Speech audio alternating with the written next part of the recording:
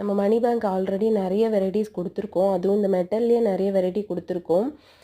அது வந்து இதை விட கொஞ்சம் சின்ன சைஸ் இருக்கும். இப்போ கொஞ்சம் பெரிய சைஸில் வந்து கொடுத்துட்ருக்குறோம்.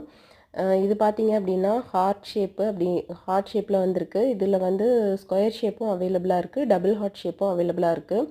உங்களுக்கு இதோடைய டீட்டெயில் எல்லாமே தெரிஞ்சுக்கிடணும் அப்படின்னா நீங்கள் என்னோடய வாட்ஸ்அப் நம்பருக்கு வந்து மணி பேங்க்குன்னு டைப் பண்ணுங்கள்.